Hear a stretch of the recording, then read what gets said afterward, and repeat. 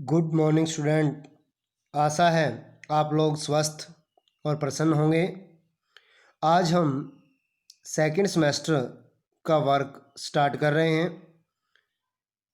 और इससे पहले आप सभी के लिए एक इन्फॉर्मेशन है कि सेकंड सेमेस्टर के लिए अलग नोटबुक लगानी है और आपने एक ही नोटबुक लगानी है, हाफ पहले रीडर के लिए और बाद में हाफ ग्रामर के लिए।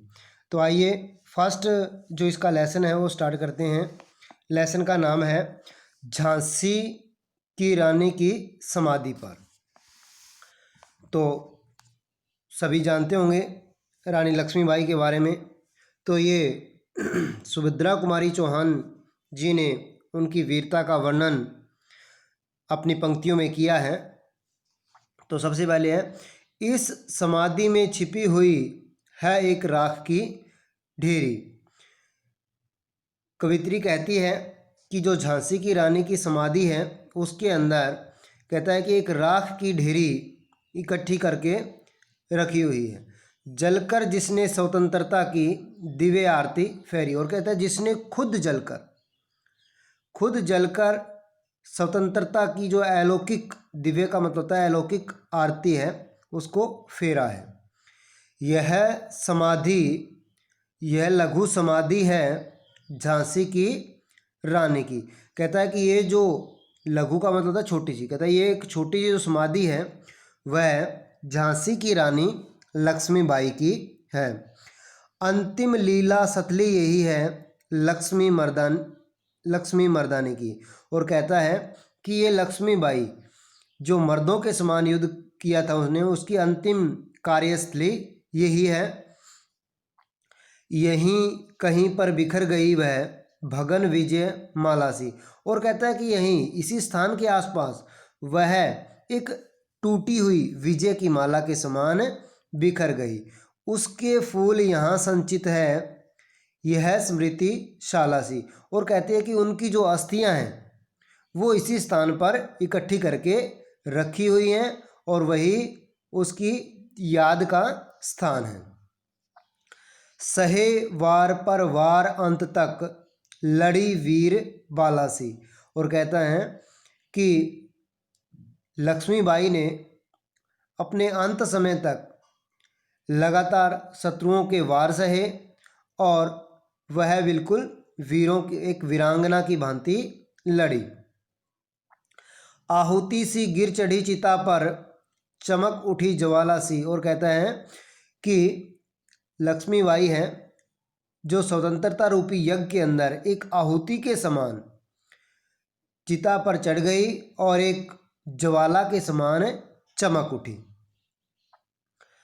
बढ़ जाता है मानवीर का रण में बलि होने से, मूल्यवती होती सोने की भस्म यथा सोने से। कहता है, कवित्री कहती है कि जब कोई वीर रणभूमि में वीरगति को प्राप्त हो जाता है तो उसका मान सम्मान बढ़ जाता है। जिस तरह से कहते हैं कि जो सोने की भस्म का मतलब होता है राख, कहते हैं जिस तरह से सोने की जो भस्म है वो सोने से ज़्यादा कीमती होती है, उसी तरह कहता है कि जब कोई वीर युद्ध भूमि में वीरगति को प्राप्त होता है तो उसका मान सम्मान बढ़ जाता है। रानी से भी अधिक हमें अब ये समाधि है प्यारी, यहाँ निहित है स्वतंत्रता की आशा की चिंगारी। और कवित्री कहती है कि अब हमें रानी लक्ष्मीबाई से भी अधिक ये समाधि जो है वो हमें अच्छी लगती है, क्योंकि इसके अंदर एक स्वतंत्रता प्राप्त करने की जो आशा रूपी चिंगारी है वह मौजूद है। नेक्स्ट है, इससे भी सुंदर समाधियां हम जग में हैं पाते, उनकी गाथा पर निषीद में शूद्र जंतु ही गाते। कहता है कि जो रानी लक्ष्मीबाई की समाधि है इससे भी सुंदर सुंदर समाधियां इस संसार में हैं, लेकिन उनकी गाथा, कहता है उनकी कहानी, निषीद का मतलब रात में, कहता है कि रात के अंदर छोटे छोटे जीव जंतु ही गाते हैं। पर कवियों की अमर गिरा में इसकी अमिट कहानी है। लेकिन जो कवियों की वाणी है उनके अंदर, जो अमर वाणी है उसके अंदर कभी न मिटने वाली रानी लक्ष्मीबाई की कहानी कही जाती है। स्नेह और श्रद्धा से गाती है वीरों की वाणी, और कहता है कि जो इनकी जो यशोगान है वो बड़े ही स्नेह और श्रद्धापूर्वक गाई जाती है। बुंदेले हर बोलों के मुख हमने सुनी कहानी, खूब लड़ी मर्दानी वह थी झांसी वाली रानी। कहता है कि जो बुंदेलखंड की एक यशोगान करने वाली जो जाति है, कहता है कि उसके मुख से हमने ये कहानी सुनी है कि जो लक्ष्मीबाई है वो मर्दों के समान युद्ध करती रही। यह चिर समाधि है झांसी की रानी की, और कहता है कि ये जो स्थायी समाधि है, चिर का मतलब तो स्थायी, वो झांसी की रानी की है।